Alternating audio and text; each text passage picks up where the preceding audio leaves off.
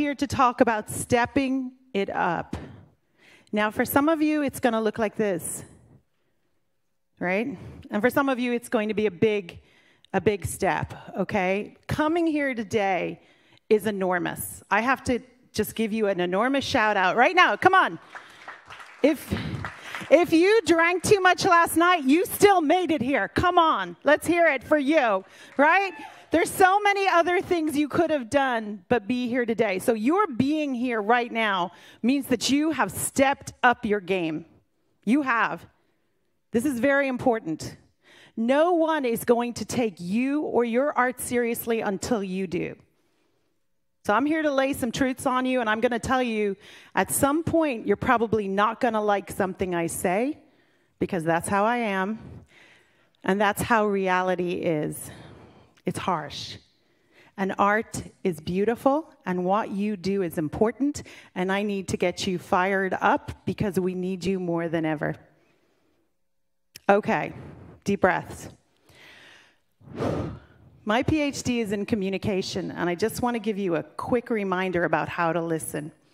When you feel yourself resist something, like a banker who wants to give you money, I want you to listen to yourself, okay? I want you to check in with yourself about your goals. And if your life is not working for you today, it's because maybe you are focusing on the wrong goals. If you're broke, maybe you're focusing on the wrong goals. If someone is being abusive to you, maybe you're focusing on the wrong goals. If you're still singing out of some hymnal from your childhood, maybe you're focusing on the wrong goals. So I'm here today to shake it up a little bit. Because if you wanted your life to be the same, you would have stayed home, right? Okay, so that's me. Okay, let's hit it. This is my wonderful assistant, Ryan, my boyfriend, thank you. And my dear friend, Harold George, is going to, superstar, yep. He's going to pass out some handouts to you. What I did is I made you a little workbook to go along with the presentation that has the key points of what I was saying, but asks you a question. Do me a favor. Don't set your life goals in the next hour while I'm talking. Now, if you want at lunchtime and you want to go by yourself somewhere and think about it, fine, but don't do it right now, okay? The reason I say that is because I'm going to say things to you that I want you to think about, and like a tea bag in hot water, I want you to let that seep, okay? No rushing it. Okay, so we all live in a narrative we call reality. These people in the center are my parents. That blonde woman in a sari was very confused, but that's my mother. And the dark guy next to her is my father. My father was an entrepreneur. He was born in Trinidad. He left Trinidad at 14. He was, I'm going to cry now because he's dead. But he left Trinidad at 14 because there were 14 kids in his family. And his aunt died, and my grandmother had to take in her 5 children, which meant there were 19 children in the house. So he got on a boat, and he went to England. And he became a jeweler and a property owner, and like Tony, a restaurateur. And he was a self-made man who immigrated to America when I was a teenager, and he made me come. So that's him, and that's her, and she's totally kick-ass. That's a set that I directed. I'm a director. This is my achievement book. I throw shit in it. And I just thought I would share with you that I have treated achievement the way other people have treated addiction, which means that I have always tried to be the best at everything. Like today, I'm trying to be the best speaker, so feel free to write Nadia was the best, because that's how I am.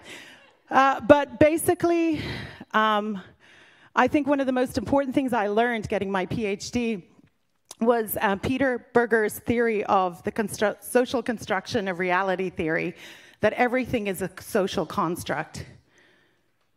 If you're thinking I have great hair, it's because you've been constructed to believe that great hair looks a certain way, right? So I just want to point out to you that what you define as success was something you picked up from society about what it means to be successful. If you were looking at media your whole life, you probably, if you're like me, biracial, you didn't see yourself. I was so excited to see Norah Jones win a Grammy because I was like, yes, a half Indian Irish person. Yay, finally. Woohoo. So if you haven't seen yourself in the world of success, it's because you might be a pioneer. You may be the first one of your type to do this. You may be the first one in your family to do this. When I got my PhD, a lot of my family did not come to my graduation, including at the time my husband, which is why I have a boyfriend now. So I just want to point out to you that you need to question this reality that you inherited from this society, which is a little messed up. I'm really trying not to use the F word today, but I'm from Ireland, so it might happen. Okay, so I just want you to keep that in mind, that there may be some things that you call reality that you inherited. Does that make sense to you? Okay, we're moving on. What is a goal? Well, I looked up goal because I'm an academic and we look up everything, you know? So what is a goal? Number one, it's a sporting metaphor, right? It means, what does it mean? Score, place that you put the ball, soccer, right? Lacrosse, through the posts, blah, blah, blah. That's enough to deter most artists right there. The fact that we're being asked to do something that is a sporting metaphor turns most of us off, right? It's a very patriarchal, traditional term, and most of us kind of gag at it. What's my goals? I don't have goals, I'm an artist. Okay, so the other one is, it's something to aim at, right? So for our intents and purposes, a goal is something focused that you are directing your actions towards. It's your goal. Like my goal right now is to excite you about your own life and your own career and your own work. That's my goal. Okay? So sometimes we have a goal that's right now, like me not using the F word, and sometimes we have a goal that is for life, right? So we have to check in with ourselves on a daily basis and say, what's my goal today? And sometimes if it's a bad day, it's get up. My goal today is to get up. I have a child who's on the autism spectrum, and every morning I have 3 goals. Dress him, feed him, and put his lunch in his bag. That's my goal, and that has gotten me through to 2nd grade. So sometimes our goals are very simple. I directed a documentary recently, and one of my goals was to direct a feature film, and I did. And I'll be honest, it almost killed me. But hopefully you'll be seeing it soon because it's now being sold. It took 3 years to get to this point, okay? It didn't happen quickly, it didn't happen easily, and one of the guys isn't even talking to me anymore. So, you know, if you're doing your work to be popular, to be approved of, it's going to be extremely hard for you, okay? If everyone loves your art, you might be playing it too safe, possibly, right? Okay, so what is art? I love this definition. The basis of our humanness is our ability to create things. Our art, in the broadest sense, is whatever we make visible to the world. Each of us has to choose the scale at which we want to be artists of our own lives. Stay with me. I know a lot of you are creating, and like Emily Dickinson, you're shoving it under your bed, right? Or you're hiding it somewhere, or you're not showing it to anybody, or you're not sharing it with anyone, right? That's your choice. The other choice you have is to be more visible. So how visible do you want to be? How visible are you willing to be? Because let's just be fair. The more visible you are, the more people who might have something to say about what you do. And those people don't even know you, right? So one of the things you have to ask yourself is, how brave am I? Courage is fear walking, right? Courage is fear walking. Just because you're walking doesn't mean you're not trembling, doesn't mean you're not scared. So how visible are you willing to be in the world? Okay? Second of all, what is the scale at which you want to work? I have made dozens and dozens and dozens and dozens of shorts. All my filmmaker friends can relate, right? So I wanted to make a feature, and that's like, you know, scaling the Grand Canyon on a tightrope. It's not easy. And I just want you to know that 96% of directors are white males. So 94%. So 6% are women and people of color. And that's why Moonlight was such a big deal. Okay? So let's move that on. So think about visibility and scale. Okay, this is me with a group of people, including my cousin Ramona, at the Student Academy Awards. I've been teaching college for 17 years. This fabulous young man, a number of you know, is Drew L. Brown. He won a student Oscar. When I was teaching, I decided I wanted to see if I couldn't help my students win the most prestigious award in the world, and so far, 2 of my students have won that. That's awesome and great. And the response to that from the world was that the Art Institute campus in Jacksonville is being closed due to corporate decision-making. So Anna Kamiyar and myself are leaving, and we've been given severance packages, and so life goes on. But the neuroscience of creating is very important. Your brain is about 3 pounds, and for most of you, it's running every single solitary thing you do. You need to know about your brain, you need to understand your particular brain, and you need to understand what is good and not so good about the way your brain operates. I, for one, am dyslexic, which is why I am not operating the PowerPoint right now, because it would go sideways. I can just promise you that. And when you look through those handouts, you'll be like, yep, she is dyslexic. That's not right. Okay, so the neuroscience of creating is something you need to immerse yourself in. And on the last page of your handout, I have some books that will be very helpful to you. All my type A people are checking to make sure that's true. The B people are like, she said it's there. I'm sure it's there. Okay, so moving on. Okay, so goals work when they are intrinsically within me and extrinsically outside of me. Got it? Extrinsically motivated by something outside in the world, intrinsic inside me, within me. If you're only wanting it inside and you're not wanting it outside, it's not really going to work out. So it's got to be together. It's got to work together. So is it challenging? If your goal isn't challenging, it's not really a goal. It's you controlling, because you picked a goal you knew you could do because you just wanted to make sure you didn't fail because you're too fragile. Let's just be honest. You knew you could do it, and that's why you picked it. So what's the challenge? Challenge means I'm not sure I can do it. I'm not sure. When I got my PhD, I was a single mother. I had a 7-year-old son. I was teaching full-time at Flagler College, and I drove to Gainesville 2 days a week. And every single week I said, let's just see what you can do. Let's just see what you can do. Because I really didn't know for sure if I could make it. To the point that when I did graduate, I ran into the graduation and I grabbed the program to make sure my name was in it because I wasn't convinced that it had actually happened. So it has to be challenging. It needs to be exciting now.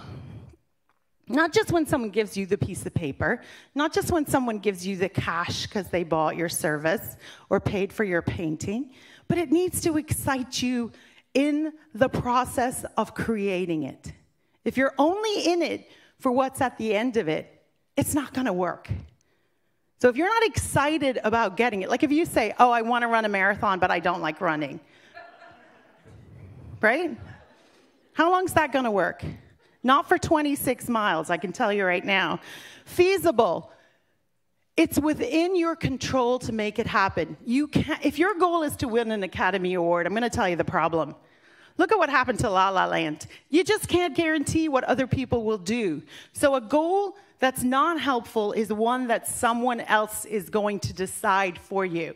If your goal is to get your mother's love, good luck, because that's outside of you. You can't make that happen. Got it?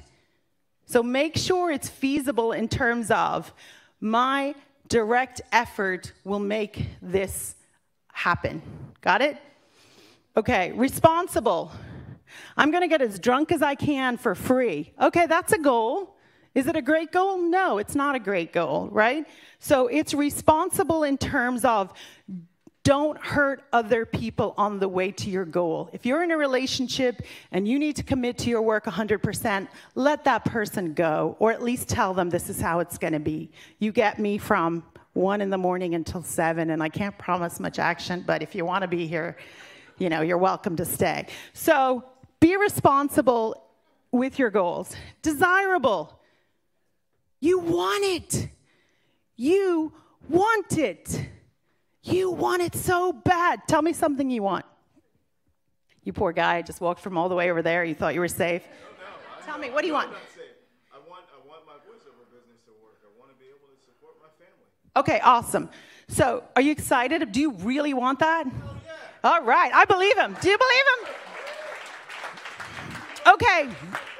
It's a great goal because it's specific. I want my voiceover work to support my family. That's a specific goal. Agreed? Connected to a larger global goal. Okay? A goal that's a good goal is one that's much bigger than just you. If your goal is only good for you and no one in the world is going to benefit from it, we may question that. Do you agree? You have to start realizing that you are a very important part of something much, much larger than you. Your work will inspire, uplift, confuse, amuse, whatever, but your work is much bigger than you. And you have to do that for that bigger vision, because that will fuel you when your own fickle little brain changes its mind. Like, oh, I don't know if I really like voiceover work. I don't know. Because you're fickle. We all are, right? Okay, next. Okay, look at this list and pick one word that applies to you right this second. Just pick a word.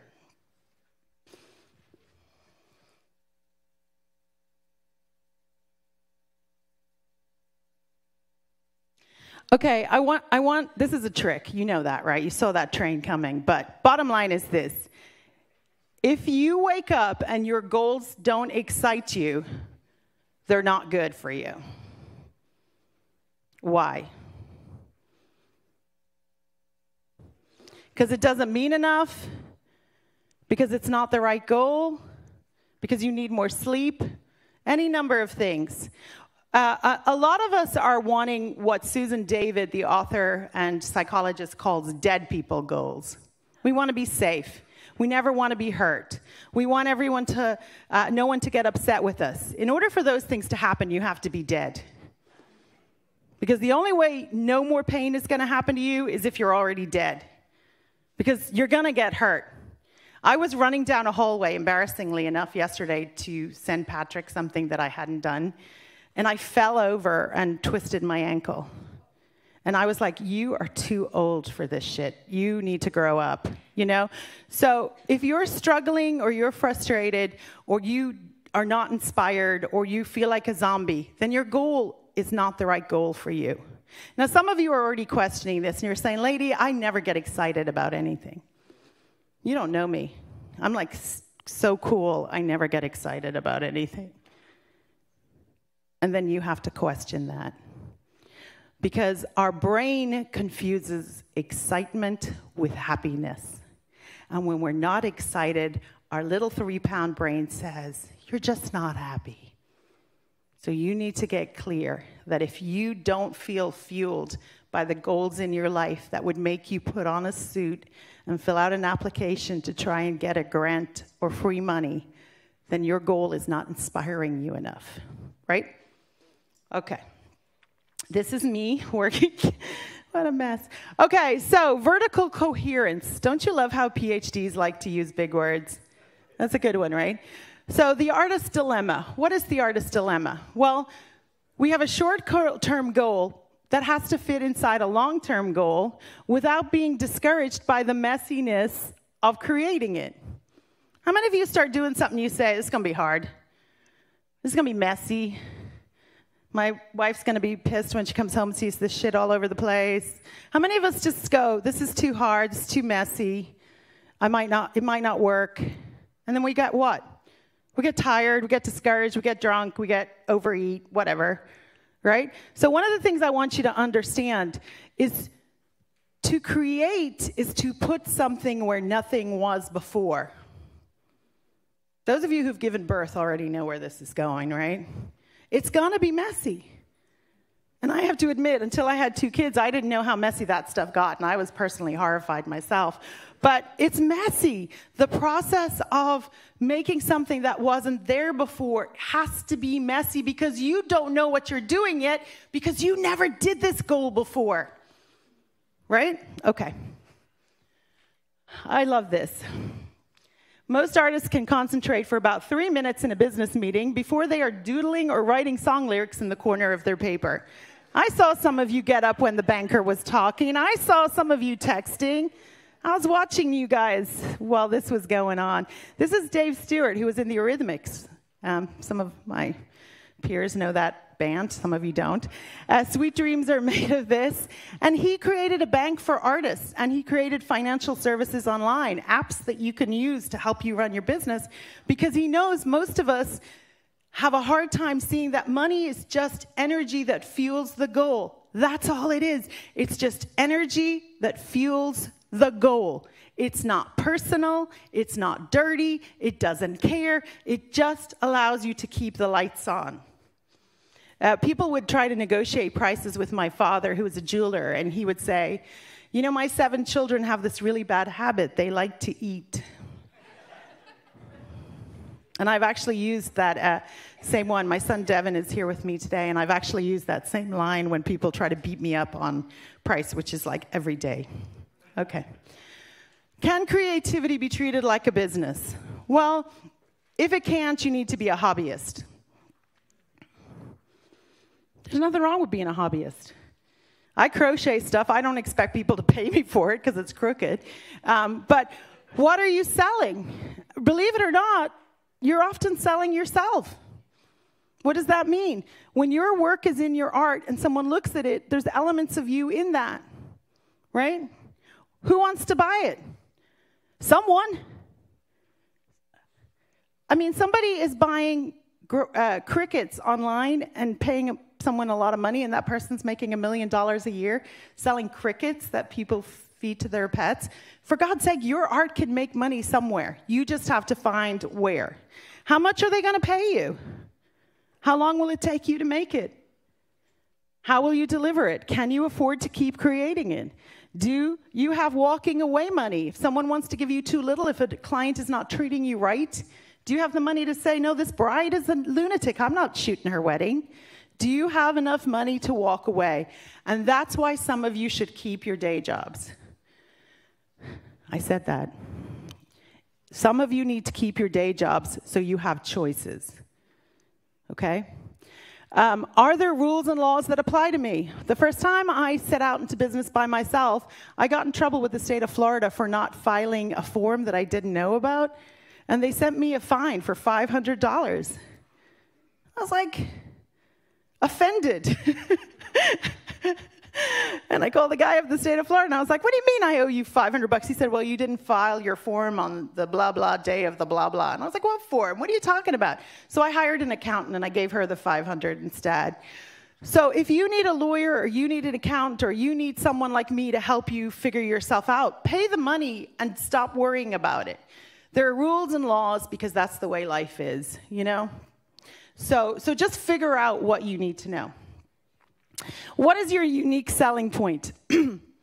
Okay, all businesses have a unique selling point. Business people are good at realizing psychology, what is different about what they're selling, and why would someone want to give them money.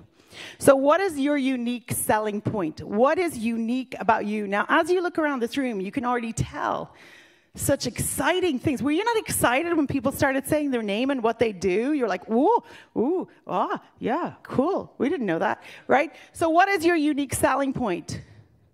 What makes you you? Instead of trying to cover it up or hide it or pretend it's not true, what about embracing what is unique about you? What makes you you?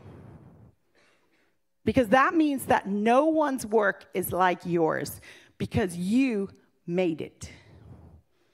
Do you get that? Stop trying to base things on price. Okay? Price is what's going to kill some of you.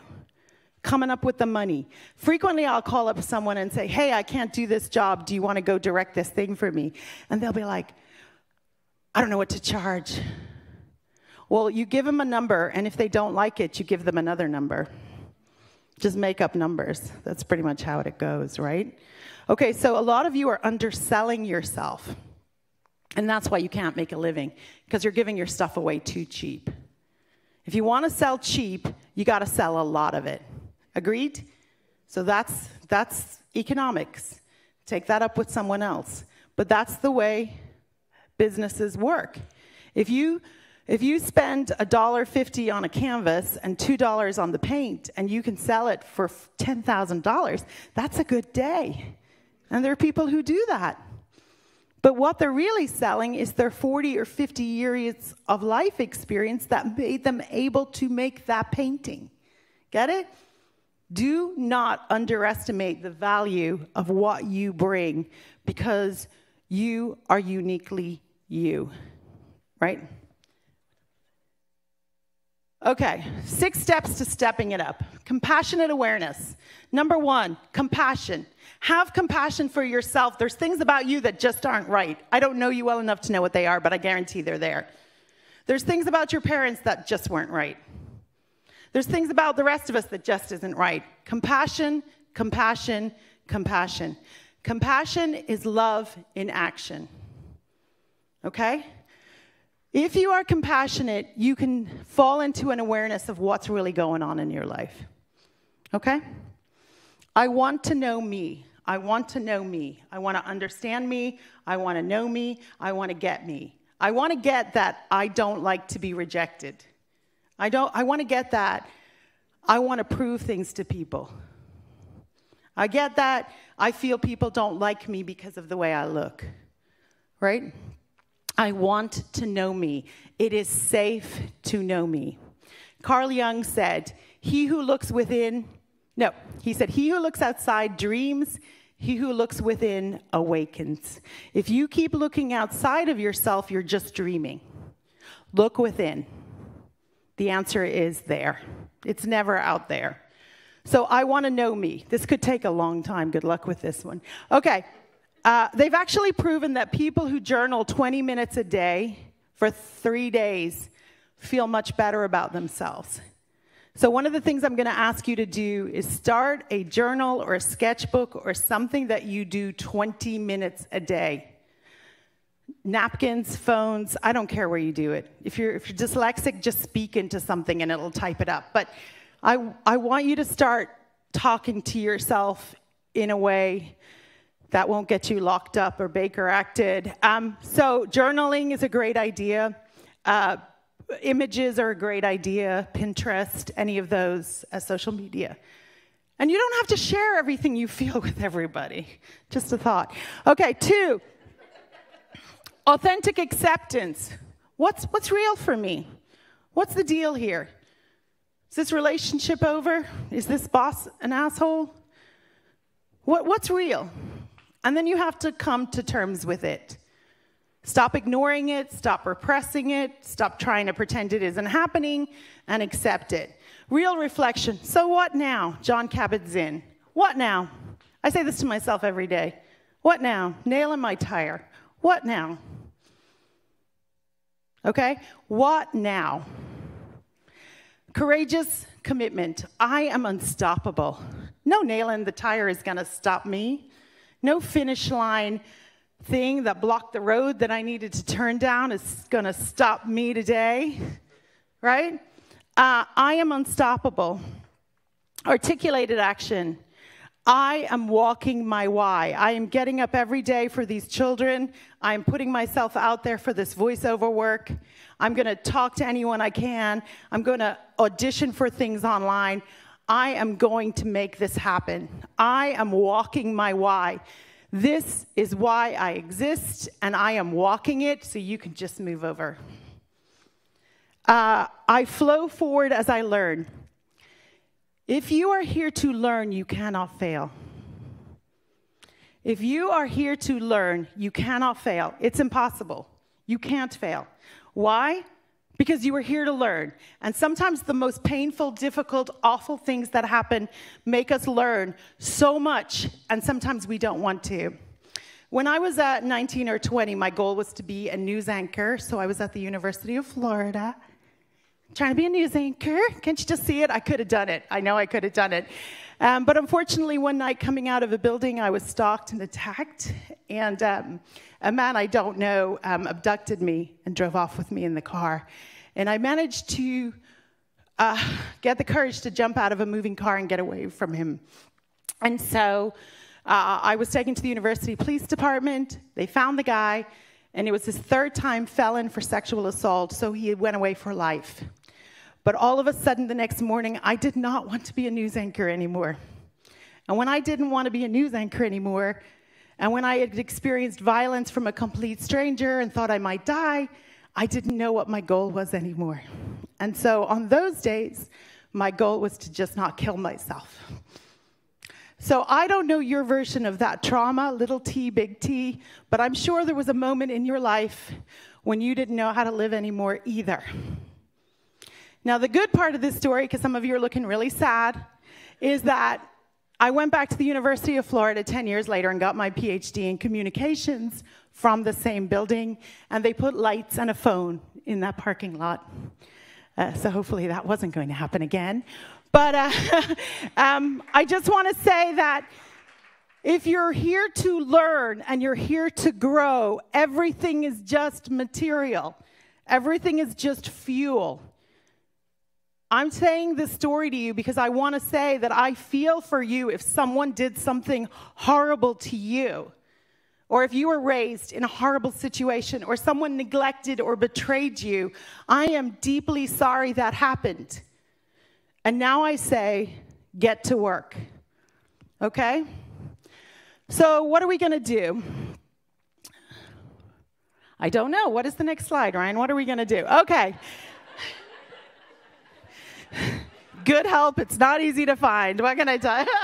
I'm just kidding. Okay. You have to be okay to begin. Boy, that's a perfect segue, isn't it, to that story? Okay. We are what we repeatedly do, Aristotle. Don't get too attached to him. They killed him. Okay. But what do we repeatedly do? Do your habits hurt or help? So on the handout I gave you, there's a little area where you can write what helps and what hurts. What are your behaviors? You can't get to a goal if you're abusing yourself or if you're not taking care of yourself. Your work is only as good as you are. This is my puppy. Isn't she so cute? She ate the couch the other day. So the goal was to get her to be a service dog for our son with autism, and that's going to be a journey, let me just tell you. So the cost of a thing is the amount of what I call life, which is required to be exchanged for it immediately or in the long run.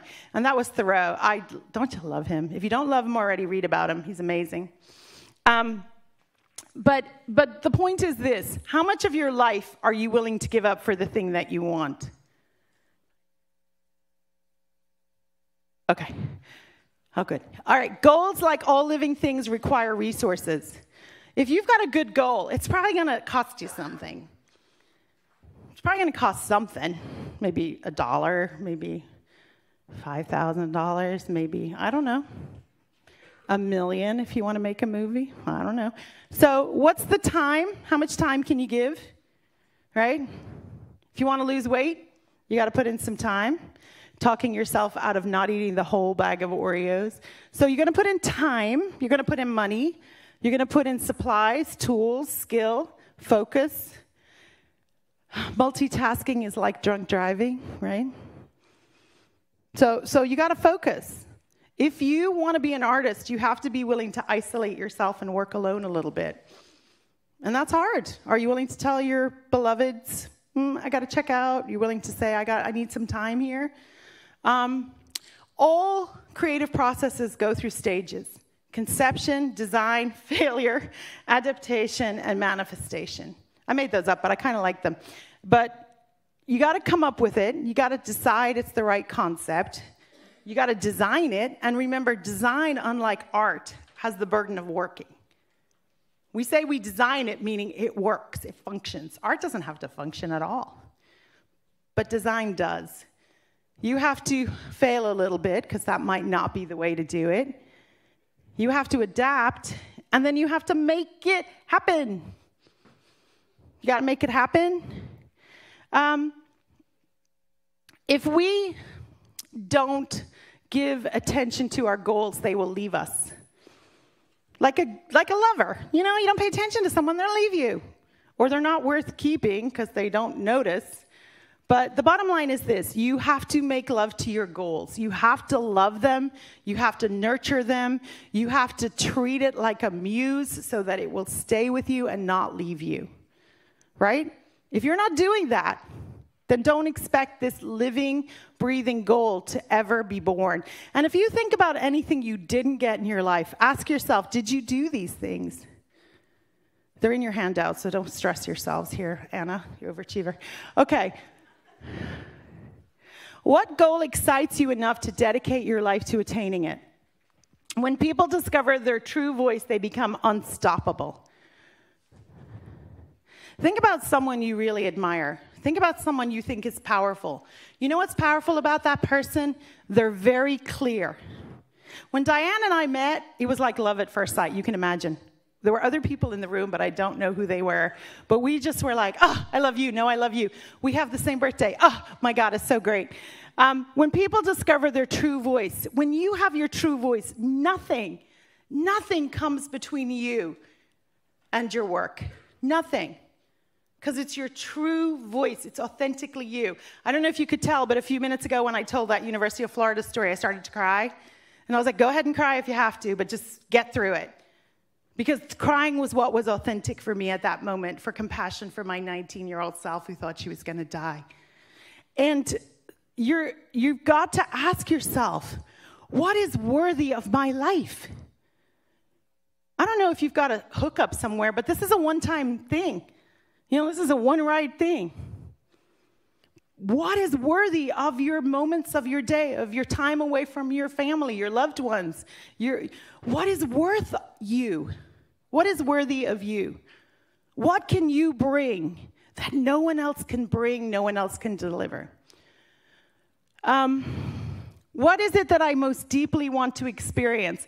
What is the greatest gift I have to give? What do I most deeply want to express to the world? Like right now, if you're with me, I'm kind of annoyed at the world, actually. I'm a little bit irritated. Some of the shenanigans going on is not okay with me. I don't understand that. I don't get that. I mean, it must be bad parenting. I don't know how it got to this point, but seriously, some things are not okay. So what am I willing to do now that I wasn't willing to do before? And I'm asking you this from the bottom of my heart. What are you not doing about your goal? What are you not doing? What are you not ready to do? And if you're not ready, then your goal is to get ready. What am I not doing that I need to do to get this goal? Are you taking care of yourself? If you're not, then take care of yourself so that you're ready to do this goal. Sometimes our goal is to make ourselves ready for the next step because we're not quite ready yet. Agreed?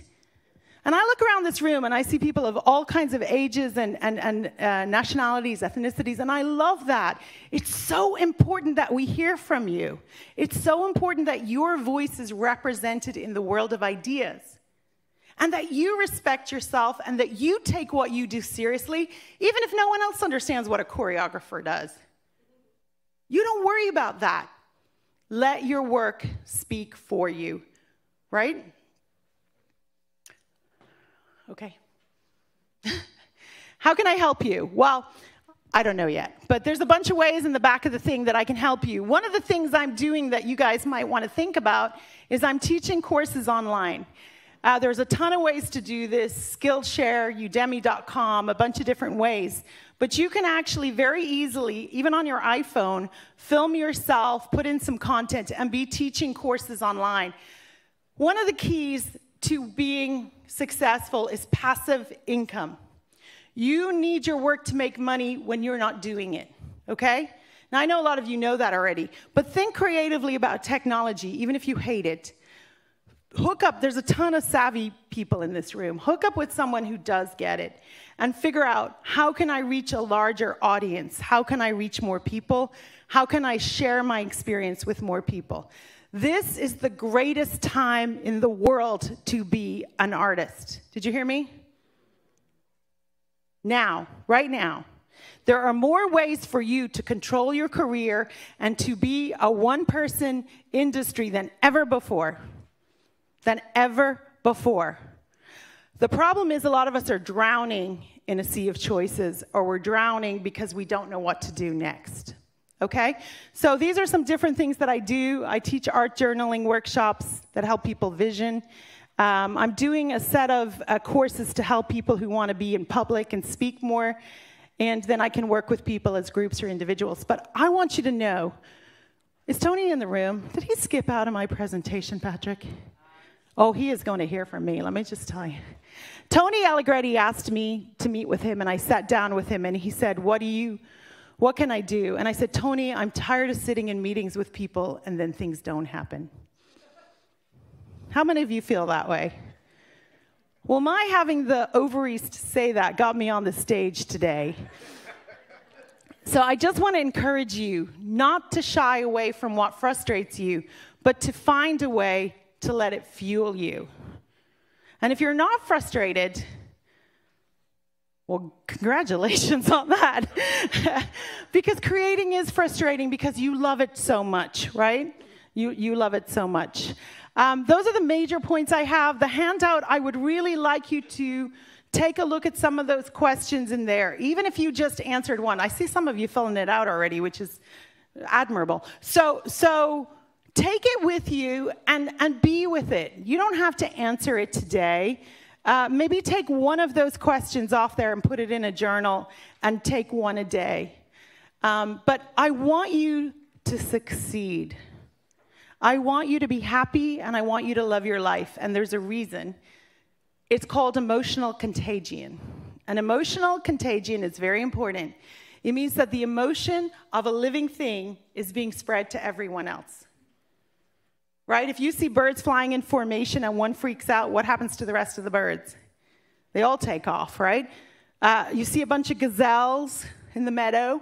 One freaks out and runs, the rest of them run.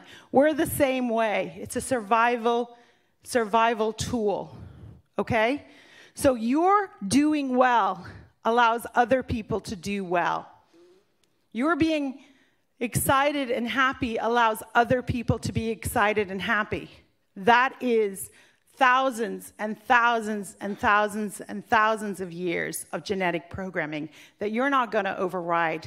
So be careful who you hang out with.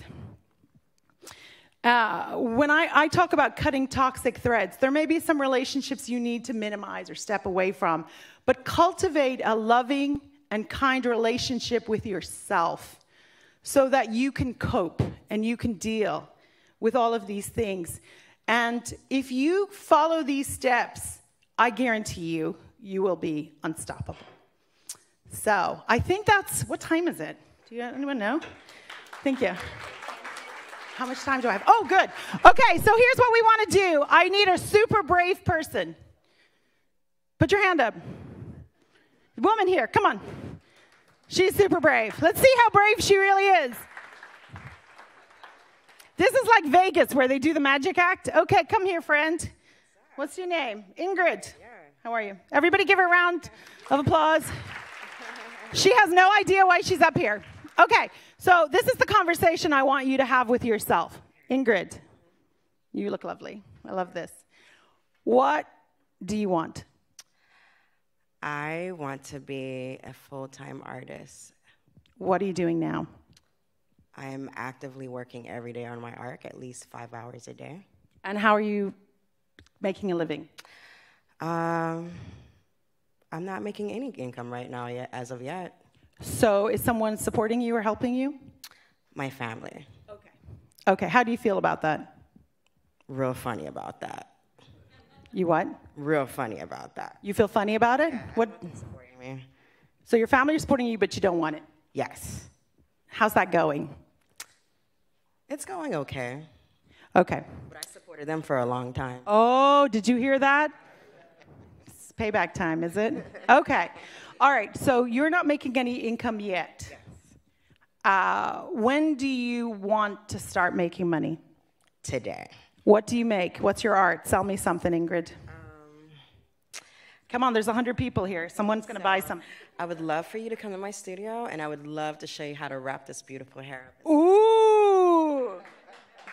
Cool. When do you work? I'll be working this evening from 7 to 2 a.m. So do you work 6 days? Like, can people call you and schedule an appointment? Yeah, they can. What's your number? It is area code 305. Hold on, slow. See, there's women with pens in their hands right now. And I'm actually a makeup artist, so I can really do your makeup and hook you up. And painter. Don't look at my makeup right now, because I'm really bad at it. Okay, go ahead. But it's 305 301 0778. What do you charge For my makeup? for your hair? Oh, for hair? Well, I can show you how to head wrap, but my makeup services is $75 per appointment. Okay, so $75 per appointment. Okay. Now, how do you feel making this pitch to 100 people? I feel good. It feels normal. Feels normal? Yeah. So do you just need to be making this to more people so you're getting at least $75 a day? Yeah, because I'm not doing that right now. Who can relate to that she's not doing that right now? Raise your hand if you're not doing that thing right now that would help. Right now, a little higher. Come on now. Okay, you're not alone. Yeah. How do you feel right now? I feel good. Do you feel vulnerable? You're real cool. I like your vibe. I can already tell we're going to be friends, Ingrid. Ingrid, tell everyone this. How do you really feel about not making money as an artist? It feels really sad because I'm a parent. I have 2 kids, How old are your kids? 14 and 11. And how do you feel not being able to give them money? It's a struggle. I was actually yesterday called one of my friends, and I was like, oh, my God, I don't want to go out anywhere. I feel really sad because I really have to make this happen. You're going to, right? Of course. Okay. I'm not going to give up. You're not going to give up. Okay. Ever. Ever. I will never give up. Okay, so what I want you to understand is this woman is very clear, right? She wants to be able to support her children. She wants to feel good in her own home that she's bringing in money, right? She doesn't feel good right now.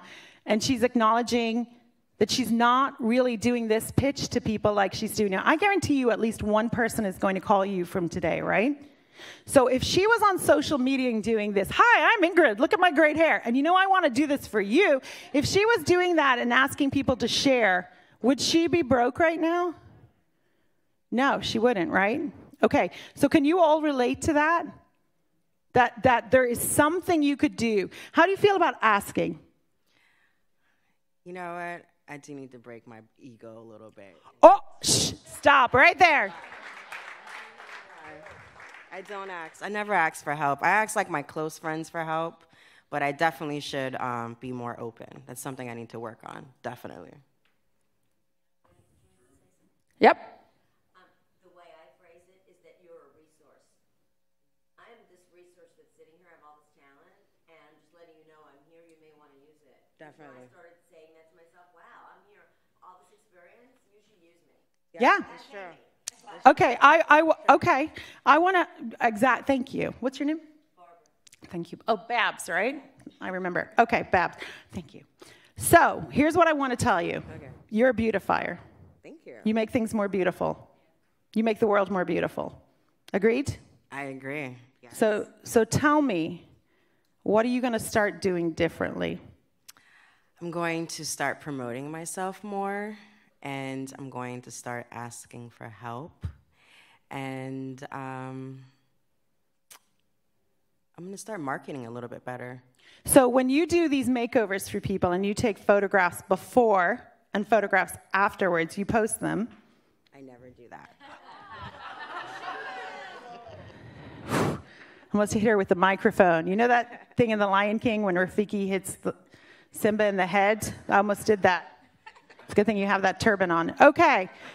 Can any of you relate to the pain that you feel from her about what she hasn't been doing? This is where compassion comes in, right? This is where compassion comes in, where she says to herself, I'm so glad I came here today, and I'm so glad I admitted in front of 100 people I don't know that I haven't been doing what I could have been doing, but I'm going to do it now, even in little ways, even in small ways. So I want you to think about your Ingridness. What is your Ingridness? What is the thing that you're not doing to help yourself? How are you denying the world of your beautifying skills? How are you denying the world of your beautifying skills? You make the world make sense. Agreed? Okay, we all want you to succeed, right? So tell me this. How much money do you want to make a week? $6,000 to $10,000 a week. She's a fast learner, isn't she? Okay. We love you, and we want you to post in the, there's an event page thing for this, right? I want to hear from you, and I want to see what you're doing, and we all want to follow you, and we love you, and we can't wait to see you just take off. Thank you so much. Okay. Thank you.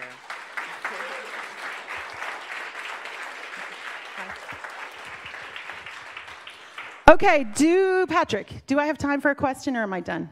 Oh. Ooh. Damn, I'm good. Tony, welcome back. Yeah, thanks, buddy. No, just kidding. Okay, questions. Anybody? Questions, concerns, Ingridness, anybody else? Yeah, Ramona. I find that a lot of my colleagues and cohorts and often I think that there's a kind of a fear of success that causes us to sabotage ourselves sometimes, and sometimes in tiny ways, and you don't even realize that it's happening, but then you realize you didn't stay on track, and you didn't do what you were supposed to do. Can you kind of give us some suggestions for self-talk, or how we can? Well, I'll be honest with you. I do think that when you're successful, some people aren't going to like you. And I do think if you're going to be successful, some people are going to be jealous of you, and some people are going to talk smack about you behind your back. And if you want to avoid those things, well, I don't really blame you, because those things aren't any fun. When you have more money, people want money from you, including the IRS. You know, when you're successful, there's a whole other series of things that goes along with being successful. And if you're not ready for those things, I think that makes sense. You know, remember, if you're living in a narrative, remember I began with the narrative? If you're beginning with a narrative that my parents ruined my life, well, you need to keep your life pretty shitty, because then the narrative won't work anymore. If you're living in a narrative, I'm a victim in a white man world, and it's the brother is always being kept down, well, then you have to stay down, because then if you don't, your narrative doesn't work anymore. So what I'm asking you to do is disrupt the narrative. I'm a biracial immigrant. I'm not particularly popular in this country right now. So I'm going to disrupt that narrative. So what does success mean to you? Like to Ingrid, it means taking her kids to the movie and buying them popcorn and letting them have a really overpriced drink and not worrying about it. So one of the things that you need to ask yourself is, what is my version of success? Why don't we do that for just a second? Write down somewhere, just like I said to Ingrid, what would success be like for you? How would you know that you had been successful? Write down a marker. Like write down somewhere, anywhere, on your phone if you didn't bring any paper, and there's pens in the middle of the table. Use the handout. What would success feel like to you? How would you know that you had been successful? Write that down. And I'm not doing a bank application, so just put whatever you want on there. Like, how would you know? He shared he would be able to support his family through voiceover work. What would success be for you?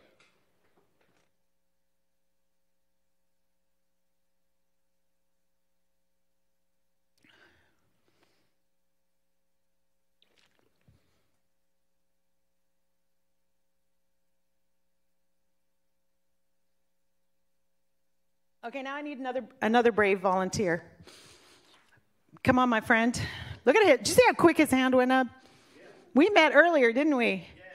I did this thing. When I speak, I go around and I introduce myself to random strangers so I don't feel so nervous. I love your energy. Aw, I love you. And I love his hair. Ingrid, what do you think? Great hair. Okay, Tomas. Yes. What did you write?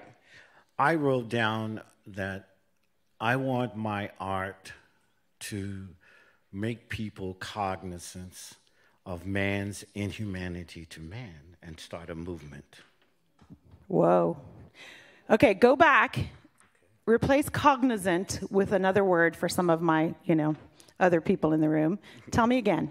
Consciousness. Okay, go ahead and say it again. Responsible. Say it again. The law of causality. To be aware that as a human being, you have a duty to express yourself. I'm an artist, so through that vehicle, I want to make people aware of their quality of life and ensuring that the quality of life of others is respected. Awesome. Now say it for me again. Okay, hang on. Well, yeah, give him some love. Come on. Okay, what Thomas is doing is he's got a very big brain and a very smart head. Your brain might be 4 pounds and everybody else is 3 pounds. But he's got a super smart brain, right? And he is intellectualizing his goal. Did you hear him? How many of you do that? Anna, I bet you do that. You intellectualize your goal. Eric, do you do that? Yeah? Okay, so we intellectualize our goal because it's safe. So here's what we're going to do again. We're going to move down here. Zzz, I'm drilling through his head right now. Zzz, feel in the back of your throat. Zzz, zzz, zzz, zzz. We're here. Take a deep breath. Big breath. Close your eyes. Feel it. I feel his heart. It just got really fast.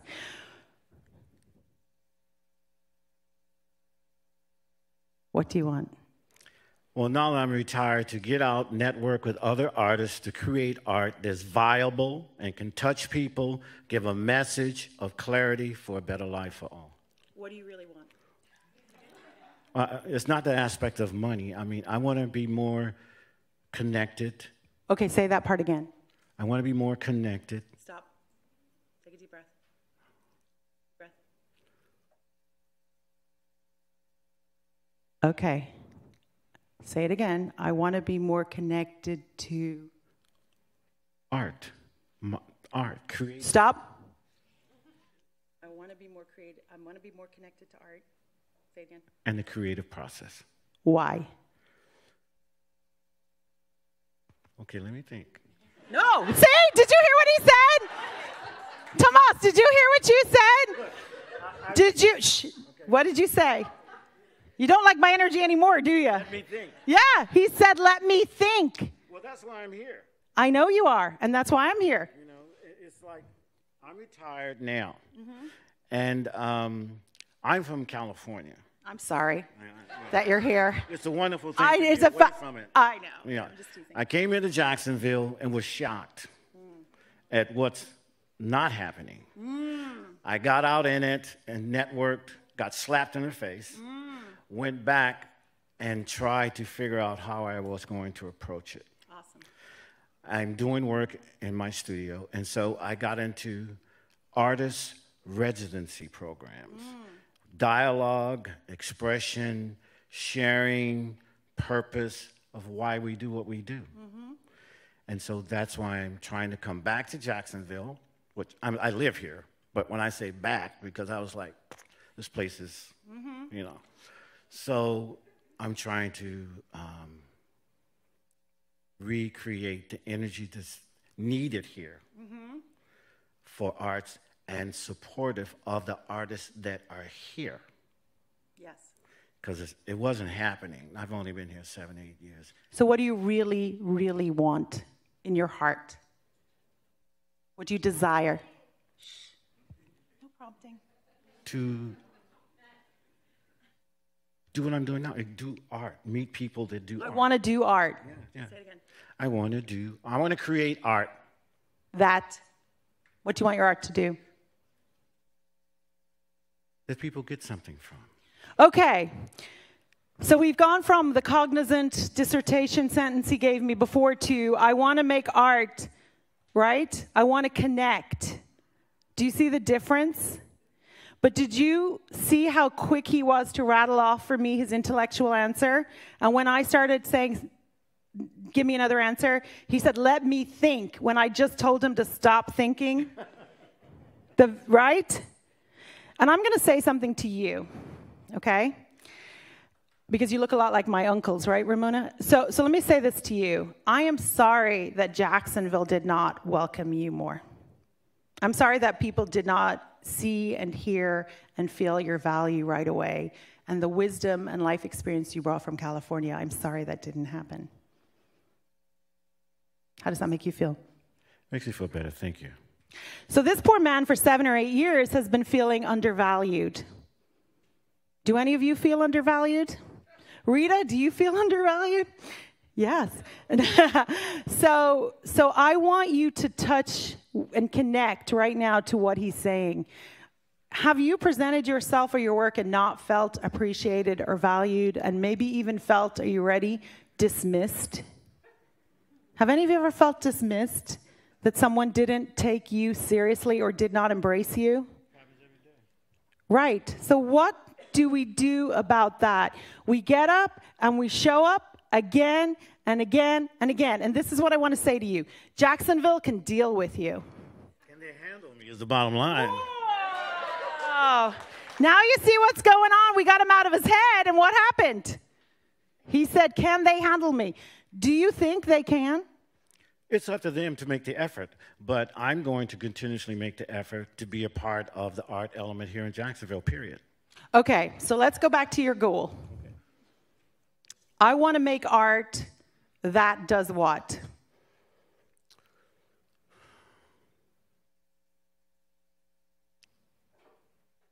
Connects to people. Awesome. So now we've gotten to a goal that says, I want to make art that connects with people, from a man who has been ignored and disrespected, right? Who's not going to let them. He's not going to let that happen. He's here today because he's just not going to let that happen, right? It doesn't feel good to not be valued or respected or encouraged, but it's going to happen. And you can get a degree, or you can get a lot of money, or you can have plastic surgery. It's not going to matter. People are still going to treat you where they are. The way people treat you is about where they are, not where you are. And I'm so glad we met. Yeah, I'm so glad you're here. Thank you. Thank you. Thank you very much. Yeah. Okay, so I just want you to understand, I'm about to wrap up, but I just want you to understand that you are trying to be safe. Do you understand me? How many of you felt awful when I said I had been abducted and almost killed? How many of you felt bad? Yeah, you feel bad about that. You don't want that to happen. Some of you are going to go to your car tomorrow and be like, damn, that woman got almost killed going to her car. So I want you to understand, there's no safety in art, people. You're not safe. But you're strong, and you're smart, and you're beautiful, and your life is worth saving. Agreed? We're going to talk about how you can make more money in voiceover. So I want you to write down for me now one thing you're going to do or start doing to move you close to your goal that scares you, that scares you. What is one thing you're going to do that scares you? Take away the safety net. Take away the harness. Write it down. One thing that you're going to do to disrupt the pattern.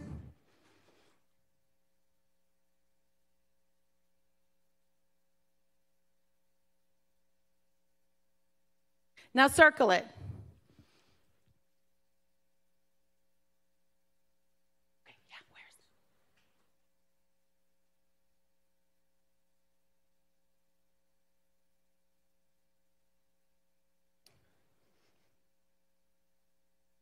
I just met Patrick, but I love him already because he keeps me on track. Thank you, Patrick, for how hard you worked and dealt with all of us speakers today, because we're a handful. Okay, on my handout, I talk about accountability partners. Now, I want you to write down on the piece of paper who you are going to tell about this new bold thing you're going to do. Who is someone you trust, you like, you care about, who doesn't judge you, who's safe for you?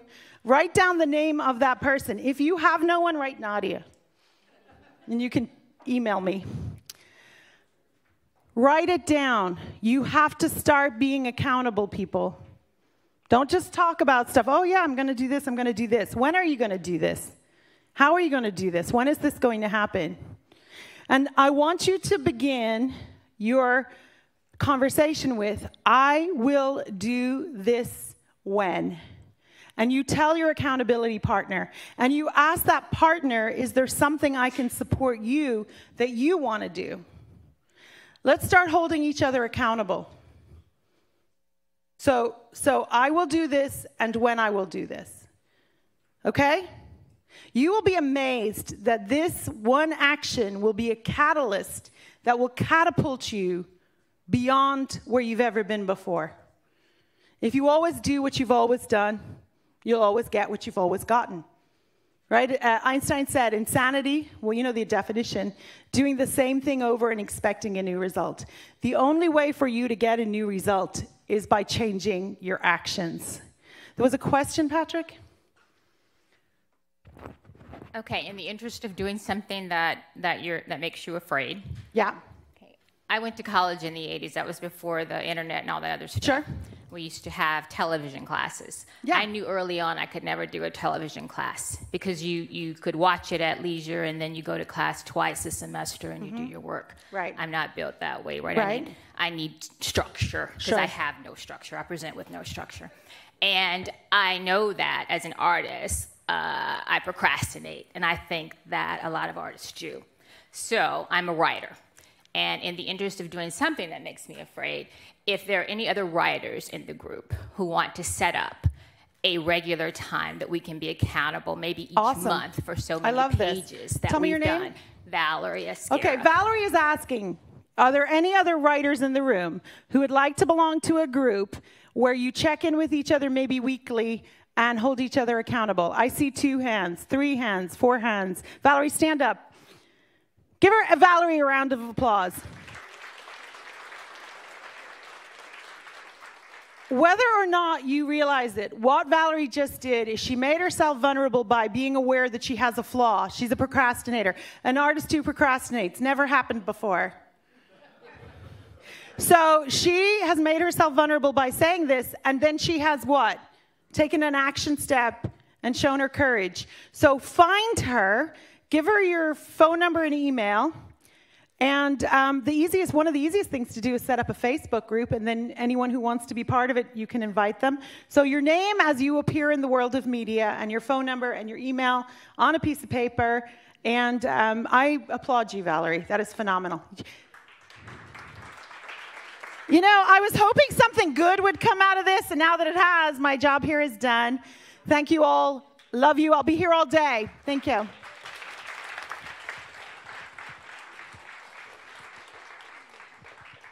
One more really big one for Nadia. For real. How amazing is that? Hey, you can tell people from St. Augustine by how they walk. They're like, they have their own grass named after them. It's kind of amazing. I hope you guys were inspired by that. The risky thing that I wrote down was booking Nadia, and I talked it over with some folks, and so anyway, I hope you guys got a lot out of that, and I really appreciate Nadia and her energy, and I love when we speak frankly, because all small business is tough. It's really difficult to start something, to found something, and then to work on it being sustainable. And then you really do have to understand what your definition of success is, and it's not always, going public. A lot of it is just being satisfied, and I think that's a shorter trip than we let ourselves believe sometimes. So without further ado, I want to talk about another piece of business that is so important to y'all's lives and our lives, and that is, protecting your work. And I will hand the mic over in 1 second, but I want to throw out my all-time heroes, James Weldon Johnson. If you guys know James Weldon Johnson, raise your hand. He's a hero of Jacksonville. But I continue to read and sort of study him because he had 13 amazing careers and rose to the top in all of them. One thing that I didn't know until about a week ago is he's one of the founders of ASCAP. So if you're a musician or you're a performer, I had no idea that James Weldon Johnson was actually a founding partner in ASCAP. So little trivia for you. You can impress all your folks.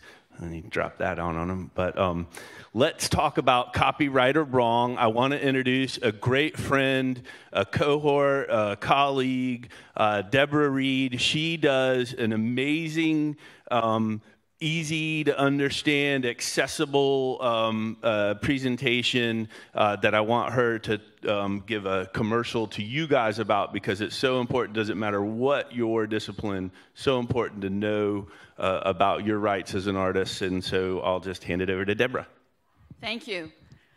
I am thrilled to be part of this group, and I'm really honored to be up here to tell you about what I do. First, I want to say that my participation in the workshop that Tony and Diane referenced and sponsored last year gave me the boost and the tools that I needed to quit my day job and create my own solo practice. So I'm really fired up right now after this morning's presentation, so I'm excited to see what comes next.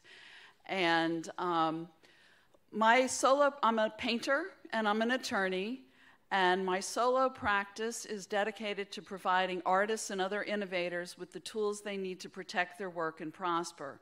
A big part of that is copyright law.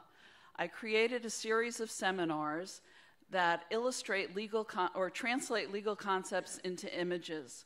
One of them is called Copyright or Wrong. It's a 3-hour seminar that presents copyright law in an accessible way. There's role-playing, there's a moot court exercise, there's lots of pictures. It's lots of fun. I've presented it at UNF and different arts organizations. I'll be presenting it sometime in April in downtown Jacksonville on a Saturday morning. There's a sign-up list for an Evite when we get the logistics nailed down. And I'm excited to meet all of you and hear about what you're doing and maybe give you some pointers about how you can keep your work protected by copyright. And, one of the great resources in this room is Barbara Colacello, who I always learn from, who's helped me a lot with my speaking skills. And I was just inspired by her to let you all know that I am a great resource for you. So thank you. Thank you. Thank you so